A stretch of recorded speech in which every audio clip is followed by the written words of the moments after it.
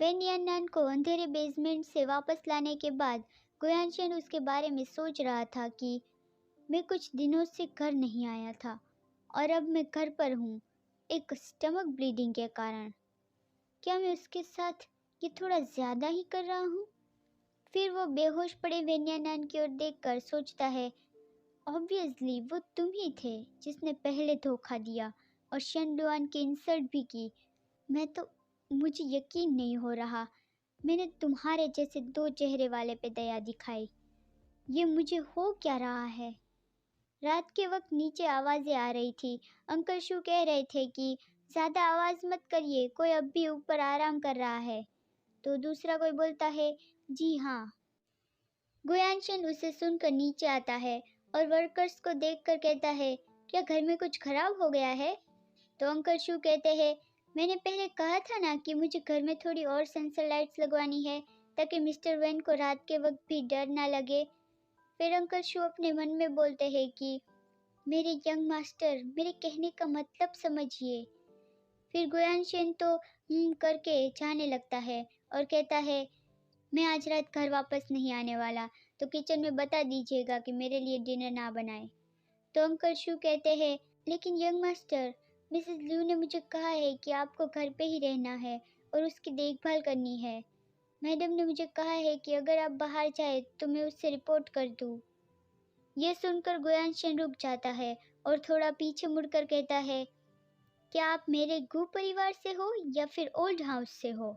ऐसा मत सोचना कि आप मेरी माँ के द्वारा यहाँ लाए गए थे और मैं आपको यहाँ से दूर जाने भी नहीं दूंगा।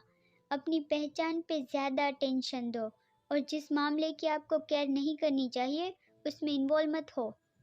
तो अंकल शू झुककर कहते हैं, जी यंग मास्टर। फिर गुयांशन गाड़ी लेके चला जाता है। वो शेन लुआन के घर जाता है। शेन लुआन दरवाजे पे खुश होता हुआ आके कहता है, मैं तुम्हारा कितने लंबे वक्त से इंतज़ार कर रहा था। फिर वो दरवाज़ा खोल के कहता है, क्या तुम थक गए हो? मैंने बहुत सारा खाना बनाया है, तो चलो खाना खाते हैं। लेकिन गुयांशन उसके दरवाज़ा खोलते ही उसे गले लगा लेता है और कहता है, हिलो मत, बस थोड़ी देर मुझे ऐसे ही तुम्हें पकड़े रहने दो। तो शेन लुआन भी उसे हक करते हुए कहता है, अच्छा तो फिर तुम जितना चाहो उतना ऐसे रह सकते हो। वो दोनों घर के बाहर ही थे तो गुयांशन उसका चेहरा पकड़ के कहता है, चलो अंदर जाते हैं। तो फिर शेन लुआन ओके कहकर उसका हाथ पकड़ के अंदर जाते हुए कहता है, क्या तुम आज ऑफिस नहीं गए थे? तो गुयांशन कहता है, मेरी माँ ने युआन फेंग को कंपनी का इंचार्ज रहने को कहा है, तो मुझे अब इन दिनों कंपनी जाने की ज़रूरत नहीं। मुझे बस घर पर वेन्यानान की देखभाल करने रहना है। यह सुनकर शेन लुआन पीछे मुड़कर कहता है, गू कंपनी में सच में तुम्हारी माँ को किसी बाहर वाले पे भरोसा है?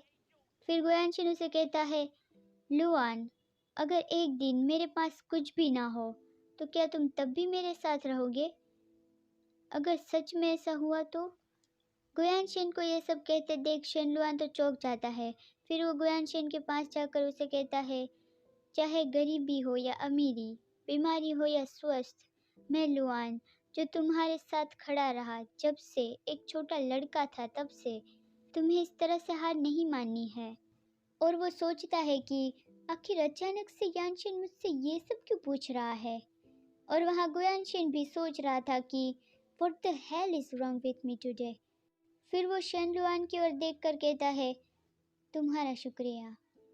और वो फिर सोचता है कि शायद वेन्यानान का वो सपना बस एक कोइंसिडेंस हो सकता है। फिर शेन लुआन उसे अंदर जाते हुए कहता है, अच्छा तो ठीक है, अब मैं डिनर रेडी करने जाता हूँ, चलो खाना खाते हैं। खाने के बाद घर में ही एक मूवी भी देखेंगे। फिर शेन लुआन अपने शैतानी विचारों को दिखाता है कि अब तुम खुद ही मेरे पास आ गए हो मिस्टर यानशिन, आज रात तो मैं मेरे प्लान पे काम करके रहूँगा। वो दोनों खाना खाने बैठे थे तब गुयांशन कहता है, इन दिनों घर पर बहुत कुछ हो रहा है, तो कांटेक्ट में ना रहने की वजह से गुस्सा मत करना। तो शेन लुआन निवाला मुंह में डालते हुए कहता है, वेन्यानान को क्या हुआ है और तुम्हारी माँ ने तुम्हें घर पर स्ट्रिक्टली उसकी देखभाल करने को क्यों कहा? तो गुयांशन कहता है, नहीं, डॉक्टर ने कहा कि वो हाल ही में बहुत ही ज़्यादा स्ट्रेस में था, बस 2 दिनों तक पड़ा रहेगा। तो शेन लुआन कहता है, क्या ऐसा वीडियो की वजह से हुआ? तुम दोनों डिवोर्स ले रहे हो, लेकिन एनीवे, मुझे उस दिन पियानो बजाना ही नहीं चाहिए था। लेकिन गुयानशिन उसका हाथ पकड़ते हुए कहता है, इससे तुम्हारा कोई लेना देना नहीं। ऐसे हालातों की वजह से खुद पे शर्म मत करो। वो उसकी ही इमेजिनेशन थी। ऊपर से वो वही एक है जिसने तुम्हें बदनाम किया। फिर शेनलुआन साय करके कहता है, एक्चुअली मुझे चिंता हो रही थी वेन्यानन के बारे में, उसके और तांगशुओ के बारे में, पूरी दुनिया के बारे में, और मुझे डर है कि वो इंटरनेट पर सारी कमेंट्स देख रहा होगा। ये सुनकर गोयानशन वेन्यानन की ओर गुस्सा करता है, पर शेनलुआन मुस्कुराते हुए कहता है, लेकिन मुझे सच में ऐसा लगता है कि नानन और तांगशु अच्छे मैच है। मुझे याद है हाई स्कूल में तांगशु ने पूरी स्कूल के सामने नानन को बताया था। ये सुनकर गोयानशिन गुस्सा होकर कहता है, हाँ तुमने सही कहा। उसे हाई स्कूल का सीन याद आता है कि तब तांगशु और वेन्यानन बहुत ही ज़्यादा एक दूसरे के साथ रहते थे। वो गुस्से में ही पूरा ग्लास पी जाता है और कहता है, ये है असली ट्रीट, मुझे मज़ा आया। वो मन में बोलता है कि लेकिन मैं इतना अपसेट क्यों हूँ। शेनलुआन गोयानशिन को परेशान देखकर समझ जाता है और सोचता है, मैं सही अंदाज़ा लगा रहा था। यानशिन, मुझे तो पता भी नहीं है उसे वेन्यानन के लिए फीलिंग आ रही है। बिच, वो खुद पे कंट्रोल भी नहीं रख पा रहा। गुयानशिन शराब पोर कर रहा था, तब उसे अंकल शू का कॉल आता है। गुयानशिन फ़ोन उठाता है तो अंकल शू ज़ोर से फ़ोन पे बोल रहे थे कि सर आप कहाँ हैं? मिस्टर वेन को बुरे सपने आ रहे हैं। वो सपने में आपका नाम ले रहे हैं। क्या आप वापस आकर एक बार इसे चेक कर सकते हैं? लेकिन गुयानशिन गुस्सा हो जाता है और ज़ोर से फ़ोन पे कहता है, फिर से मेरे बारे में बुरा सपना आने से मुझे क्या लेना देना है? अंकल शू कहते हैं, लेकिन मैडम ने मुझे ऑर्डर दिया है। वहाँ ये सुनकर शेनडुआन के हाथ से चम्मच गिर जाता है। वो परेशान हो जाता है कि तुम चले जाओगे। फिर भी वो तो नाटक ही कर रहा था। गुयानशिन कॉल काटकर शेनलुआन के सर पे हाथ रख के कहता है, मैं नहीं जा रहा, डरो मत, खाना खाओ। ये सुनकर शेनलुआन को राहत मिलती है। गुयानशिन शराब पिए ही जा रहा था। उसे इस तरह से देखकर शेनलुआन मन में बोलता है, और पियो यानशिन, और जो स्लीपिंग पिल मैंने वाइन में मिलाई है उसे अच्छे से अपना असर करने दो। वहाँ अंकल शू ने गुयानशेन को कॉल किया, लेकिन उसने कोई जवाब नहीं दिया। तो अंकल शू वेन्यानन के बारे में बुरा फील करते हैं। वेन्यानन को बुरा सपना आ रहा था। वो बस अपने सपने में गुयानशेन को ना मारने के लिए किसी को कह रहा था। अंकल शू से इस तरह से देखकर कहते हैं, उसने ही आपके साथ ऐसा किया है। आप इतने बेवकूफ़ क्यों हो? आपको ऐसे देखकर अंकल शू को सच में बहुत बुरा लगता है। वहाँ गुयानशिन नींद की गोली मिले हुए शराब को पीकर सो जाता है। शेनलुआन मन में बोलता है कि मुझे माफ़ करना यानशिन, तुम बहुत ही ज़्यादा पी रहे थे, तो मैं इससे ज़्यादा और कुछ नहीं कर सकता। वो गुयानशिन को उठाते हुए कहता है, चलो थोड़ा आराम कर लो। लेकिन वहाँ गुयानशिन तो आधे अधूरे होश में ही होता है। उसे वेन्यानन को लेकर चिंता हो रही थी, लेकिन उस बात से वो अवेयर भी नहीं था। शेनलुआन उसे सहारा देते हुए अंदर ले जाता हुआ मन में बोल रहा था कि वेन्यानन, कमज़ोर होने और पागलों की तरह बिकने का नाटक करते हुए मैंने तुम्हें कम आंका। जब मैं सीख गया ना, तब मैं भी तुम्हें उसी हाथ से मारूंगा। सब कुछ जो तुम्हारा है, सब कुछ जो तुम खाते हो, और सब कुछ जो तुम्हें मिला है वो मेरा हो जाएगा। फिर वो गुयानशिन को बेडरूम में ले आता है और दरवाज़ा बंद कर देता है।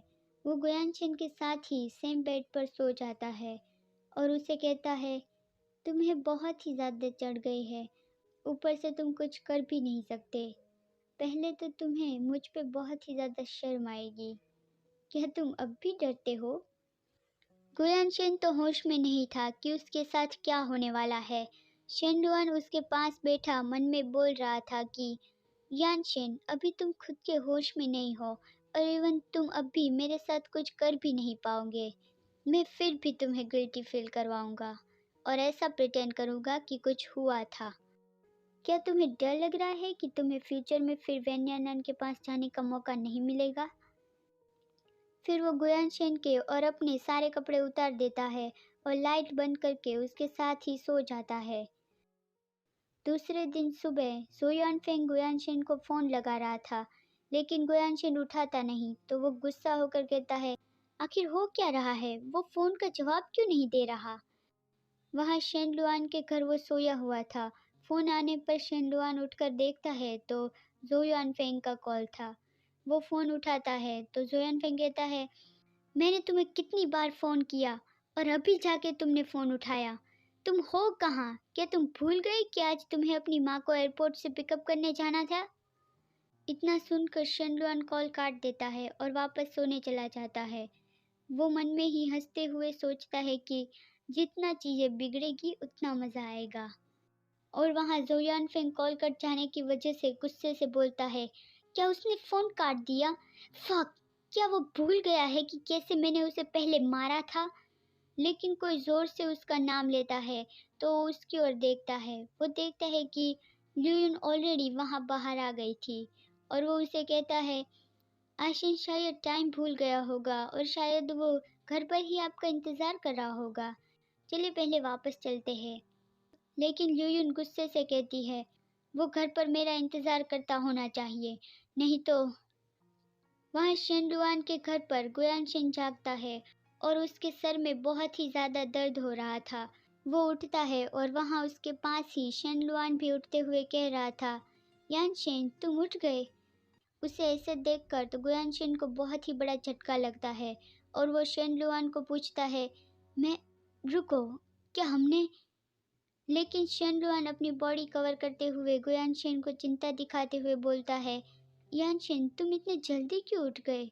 मुझे लगा कि तुम कल रात बहुत ही ज़्यादा थक गए थे। क्या तुम्हें अच्छी नींद आई? शेनलुआन को ये कहते सुनकर और उसे इस तरह से देखकर गुयानशेन तो बहुत ही ज़्यादा परेशान हो जाता है। वो अपना सर पकड़ के मन में ही बोलता है, आखिर मैंने किया क्या था? वो तुरंत ही बेड से उठता है और वो अपने कपड़े पहनने लगता है और शेनलुआन से कहता है, मुझे मुझे माफ़ करना, मुझे अभी थोड़ा शांत होने की ज़रूरत है। तो शेनलुआन कहता है, यानशेन तुम क्यों मुझसे माफ़ी मांग रहे हो? हम एक दूसरे से प्यार करते हैं, नहीं? तो फिर हम इस तरह की चीज़ें क्यों नहीं कर सकते? लेकिन गोयानशेन अपना सर पकड़ के कहता है, मेरे कहने का मतलब ये नहीं था। सॉरी, मैं बस अभी थोड़ा कंफ्यूज और नर्वस हो गया था। फिर वो शेनलुआन की ओर देखकर बोलता है, मैं मैं बस डिवोर्स होने तक का इंतज़ार कर रहा था, सो मैं पूरी निष्पक्षता से तुम्हारे साथ हो सकूं और मैं तुम्हारे साथ गलत नहीं करना चाहता हूँ। तो शेनलुआन कहता है, वैसे भी हम शादी करने ही वाले हैं, मुझे कोई परवाह नहीं अगर हम ये अभी करें या बाद में। लेकिन गोयानशेन कहता है, लुआन, मैं कभी फिजिकल प्लेजर के बारे में परवाह नहीं करता। तुम्हें मुझे खुश करने के लिए खुद के साथ गलत करने की ज़रूरत नहीं है। फिर वो उठकर जाते हुए कहता है, मैं ऑलरेडी लेट हो गया हूँ, मैं मेरी माँ को पिकअप करने जा रहा हूँ, मैं बाद में तुम्हारे पास वापस आऊँगा। गुयानशिन को इस तरह से जाते देख शेनलुआन तो कुछ नहीं बोल पाता। वो गुस्सा होकर सोचता है, क्या तुम्हें डर है कि इसका इल्ज़ाम क्या होगा? यानशिन तुम्हें मेरा होना है, तुम्हें सिर्फ मेरा ही होना है। मैं तुम्हें वेन्यानान के पास नहीं होने दूंगा। तुम बस मेरा इंतज़ार करो। वहाँ इस ओर गु रेजिडेंट में ल्यूयुन गुयानशिन को घर में ना पाकर एनॉयड हो चुकी थी। वो सर पकड़ के कहती है, युआन फेंग गुयानशिन को कंटिन्यू कॉल करते रहो। सो युआन फेंग भी गुयानशिन को कॉल करता है।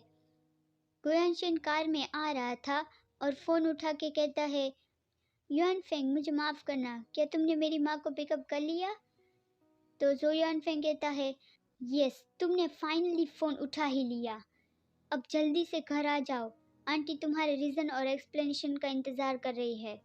गुयानशिन कहता है, मैं ऑलरेडी रास्ते में ही हूँ और जल्दी घर पहुँच जाऊँगा। फिर वो फ़ोन रख के कन्फ्यूजिंगली सोचता है, फाइनली फ़ोन का जवाब दिया, आखिर उसका कहने का मतलब क्या है?